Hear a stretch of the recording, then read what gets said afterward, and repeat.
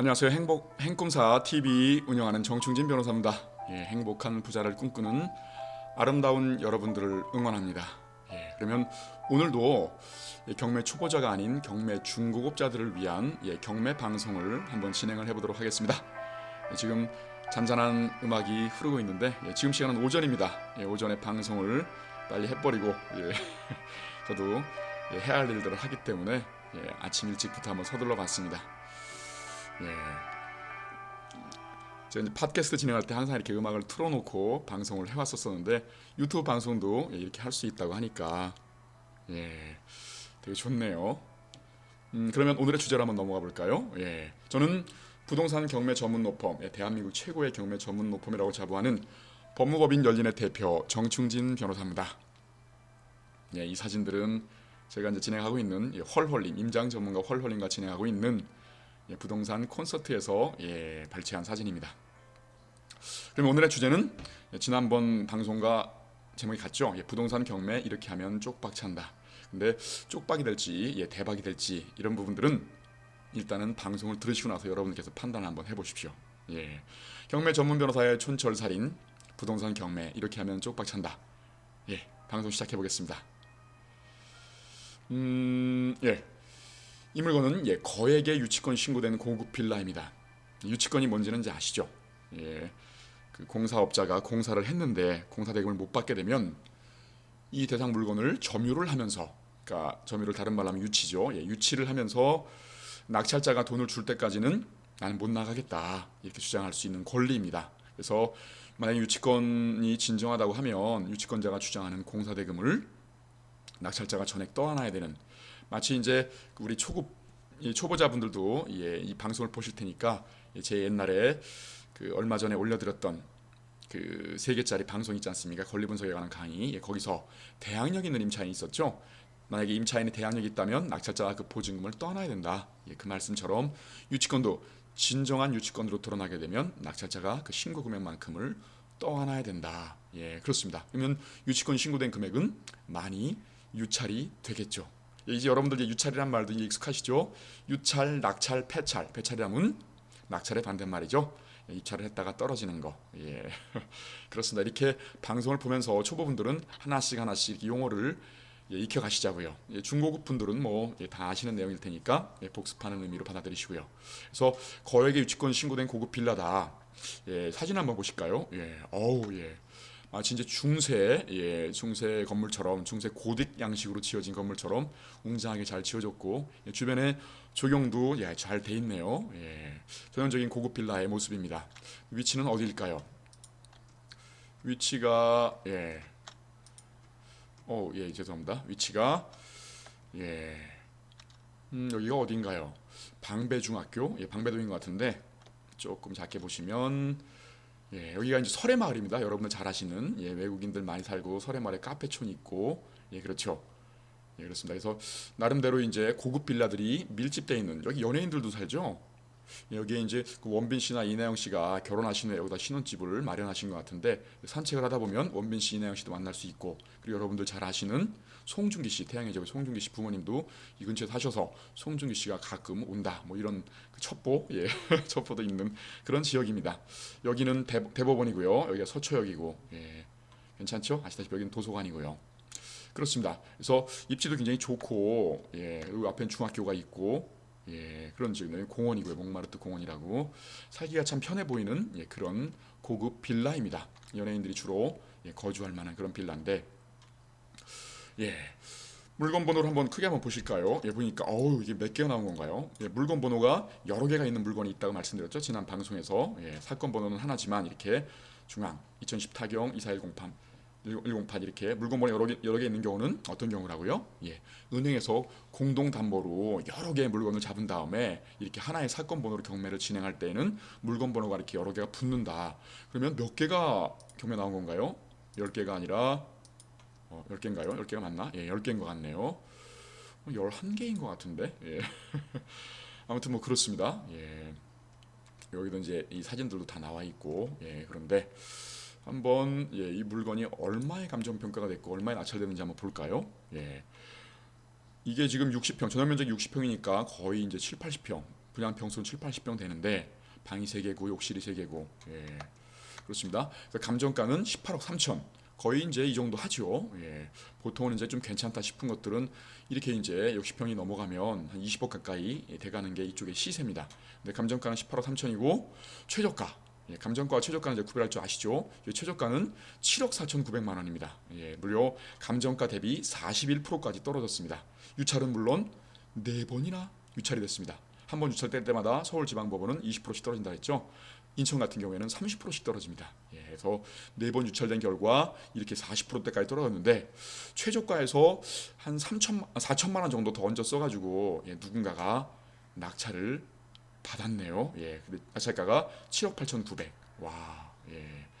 이게 만약에 시세라고 한다면 18억 3천이 시세라고 한다면 예, 43% 거의 차익이 10억 이상 차익이 나는 예, 그런 물건입니다.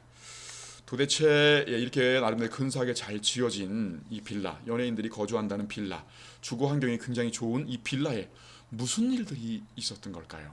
예, 그 내용에 대해서 한번 심층적으로 분석을 해보고 이게 과연 낙찰 받으신 분이 10억 이상 싸게 받은 대박 물건인지 아니면 예, 손실을 보는 쪽박 물건인지 한번 검토를 해보도록 하겠습니다.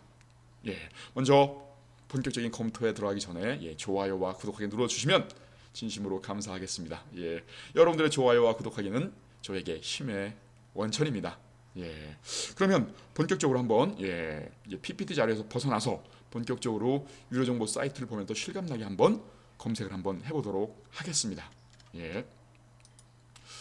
예, 이게 이제 지난번에도 말씀드렸습니다만은 제가 보고 있는 유료 정보 사이트입니다. 예, 1년에 한 100만 원 정도 예, 내게 되면 굉장히 이제 집약적인 예, 정보를 제공받게 되는데 여러분들은 제가 보는 거 예, 이거를 뭐 좋다고 맹신하죠.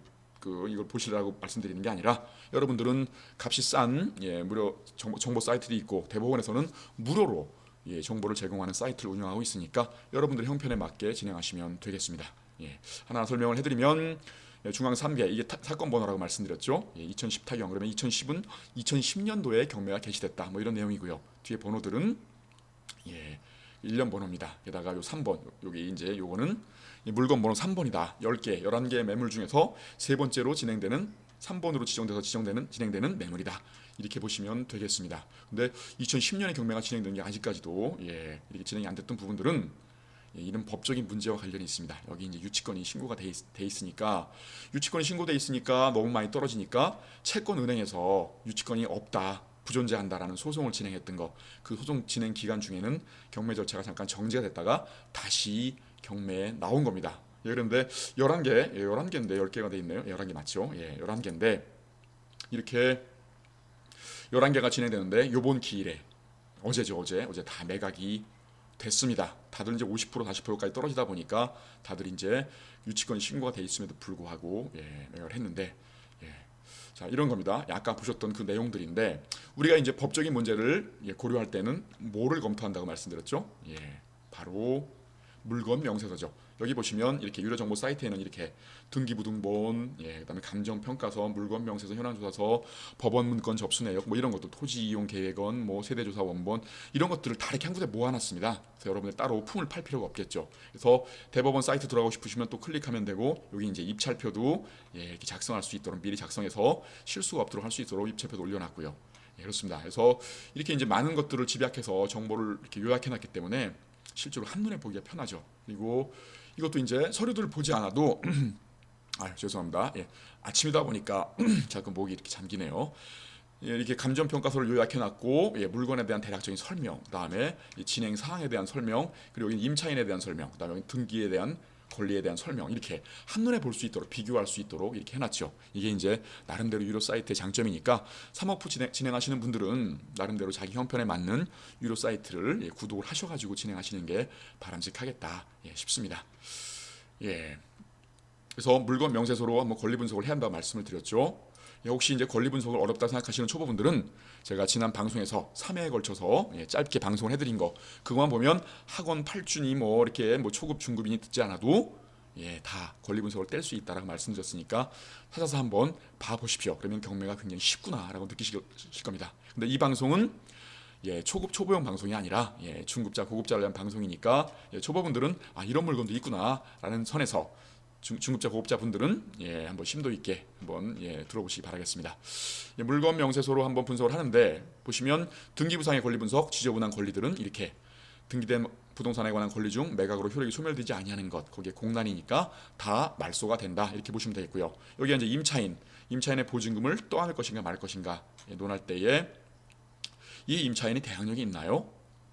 지난 방송에서 한번 배운 것처럼 임차인이 지금 2명이나 있는데 대항력이 있을까요? 볼 때는 뭘 비교하라 그랬죠? 최선순위 설정일자 2008년 5월 21일 다음에 이 전입일자를 비교해 본다고 말씀드렸죠? 그랬더니 최선순위 설정일자가 전입신고보다 빠릅니다. 이렇게 되면 이게 이 양반이 진정한 임차인이라고 한다면 대항력이 없는 거죠. 왜냐하면 전입신고를 하고 들어갈 때에 이미 등기부에는 이런 저당권, 큰 저당권이 설정되어 있었기 때문에 굳이 임차인을 보호할 필요가 없기 때문이죠. 임차인이 2명 있습니다만은 둘 다 대항력이 없습니다.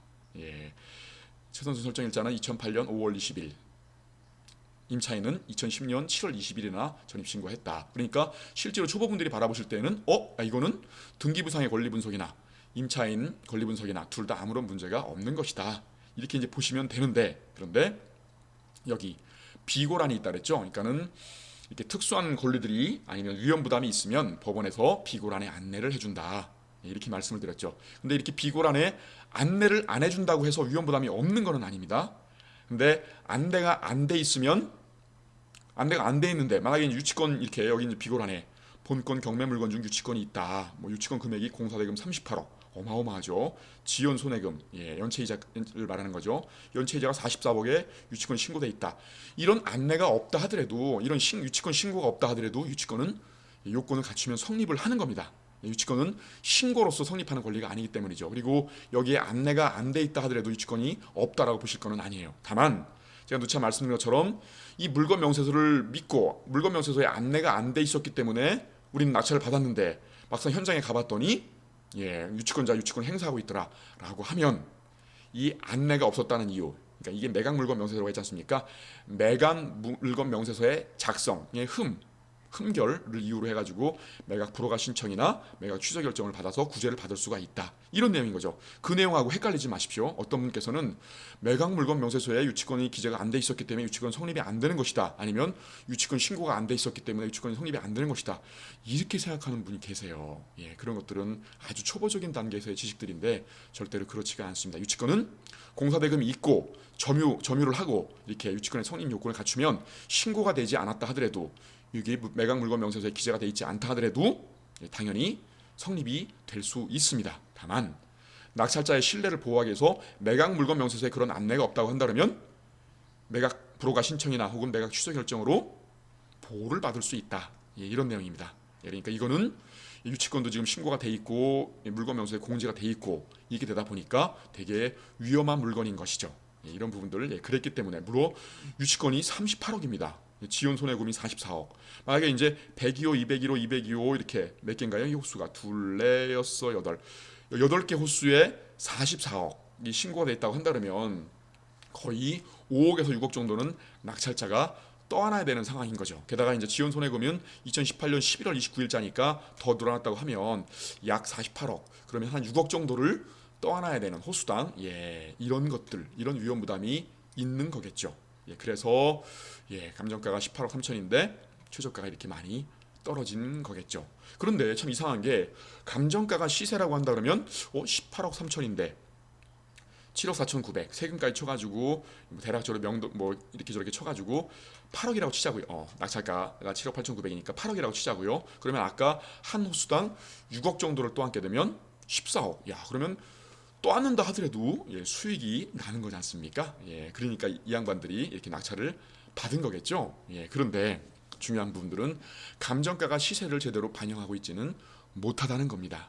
특히나 이제 여기는 이 건물을 짓자마자 유치권자가 계속 점유를 해왔고, 그다음에 공사도 나름대로 완공되지 못했고, 내부 인테리어는 거의 안 돼 있고 하다 보니까 실제로 시세는 18억이 아니라 거의 13억, 14억 정도 수준들, 좀 높게 받는다 싶으면은 전세가가 한 13억 정도 나간다고 하니까 한 대략적으로 한 15억, 16억 정도 시세가 이렇게 보시면 될 것 같습니다. 그러니까 실제로는 유치권 금액을 6억 이상을 떠안는다라고 한다 그러면 나름대로는 예, 한 1억, 2억 정도 싸게 산 꼴이지만 그럼에도 불구하고 인테리어가 전혀 안 돼 있기 때문에 한 1억이든 2억이든 인테리어를 해야 된다. 그다음에 또 시간이 또 걸릴 것이다. 이런 거 고려한다고 치면 예, 특별히 뭐 싸게 샀다라고 볼 수는 없겠죠.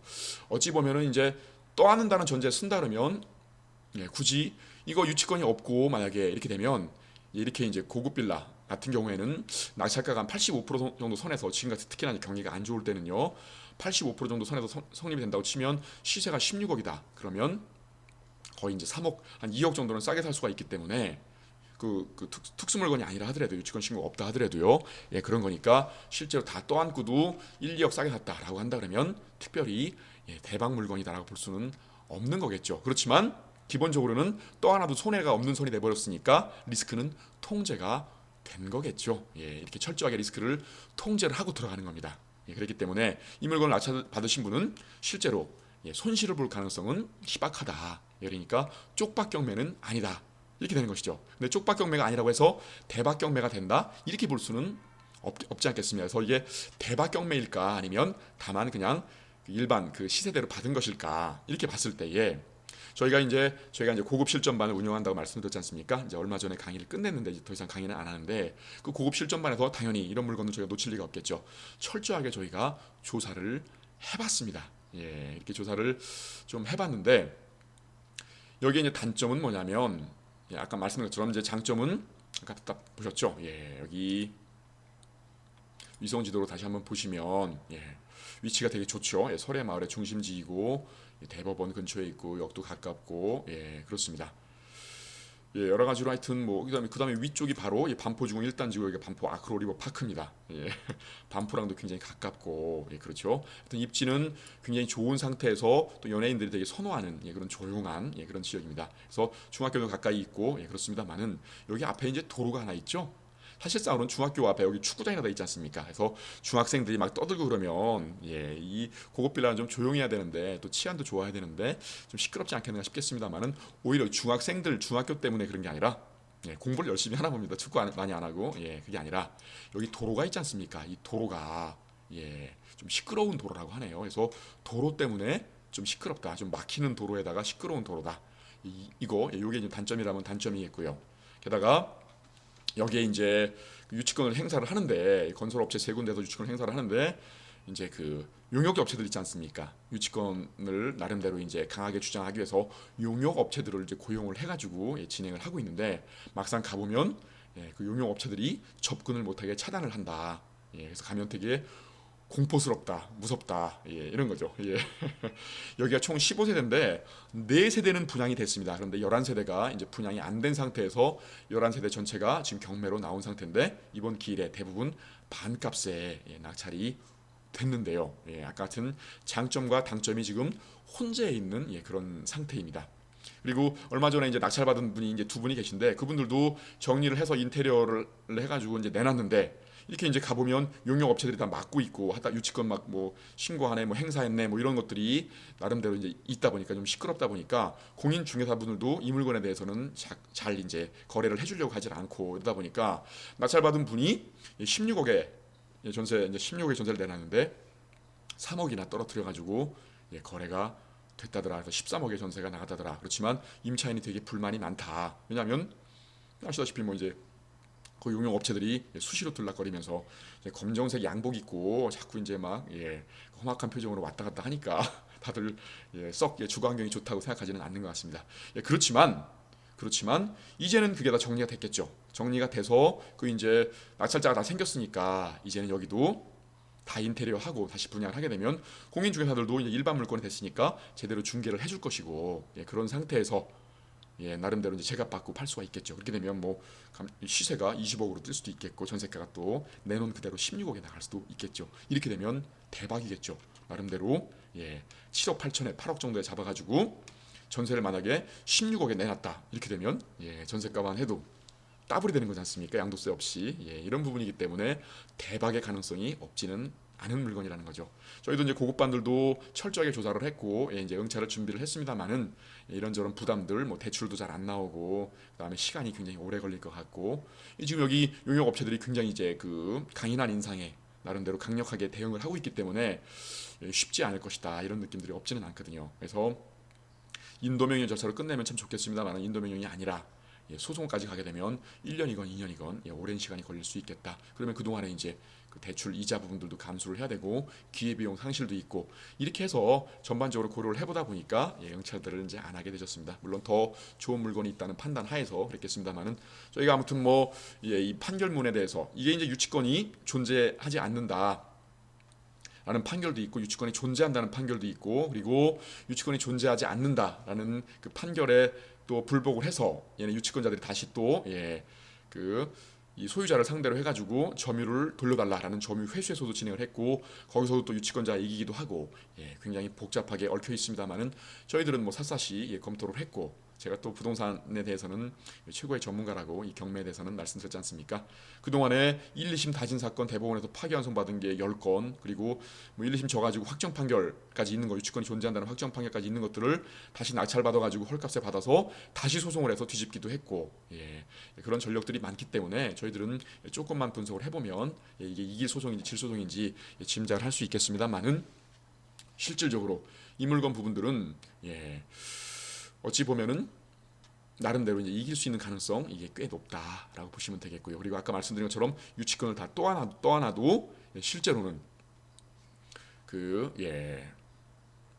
리스크가 통제된 그런 물건이기 때문에 게다가 이제 지금은 이렇게 정리가 안 돼 있기 때문에 값이 좀 떨어져 있습니다만은 나중에 정리가 되면 전세가도 제값받고 받을 수 있기 때문에 그것까지 고려한다고 치면은 절대 손실을 보는 물건은 아니겠다. 그 상태에서 유치권자가 이제 아까 이렇게 40억, 38억 민 뭐 40억을 주장한다고 하고는 있습니다만은 실제로 유치권 금액은 좀 부풀려지는 경향들이 있기 때문에 실제로는 또 하나도 이 금액은 아닐 것이다. 이런 부분도 그렇게 되면 오히려 이제 수익이 좀씩 높아지는 거겠죠. 게다가 만약에 소송을 다시 해가지고 다 이긴다 이 사람을 상대로 해가지고라고 한다 그러면 나름대로는 대박이 될 수 있는 물건이 되는 거겠죠. 그렇습니다. 근데 이제 여기서 조심을 해야 될 부분들은 유치권자는 이제 이 40억, 44억, 그래서 이제 이자까지 치면 48억. 그러면 8개 호수니까 48억이면 1인당 6억씩 떠안으면 되지 않겠는가 이렇게 생각할 수도 있겠습니다만은 유치권에는 불가분성이라는 그런 그 효력이 있어가지고 실질적으로 한 사람한테 이 48억을 다 떠넘길 수도 있다. 물론 극단적인 얘기긴 합니다만은 유치권자가 마음 먹고 만약에 이제 유치권 소송을 했는데 8개 소송을 다 했습니다. 낙찰자들이. 근데 2개는 이기고 2개는 이기고 6개는 이기고 2개를 졌다 이렇게 되면 그 2개 호수에 48억이 한꺼번에 몰려가지고 유치권이 주장될 수도 있다는 겁니다. 이게 유치권의 불가분성입니다.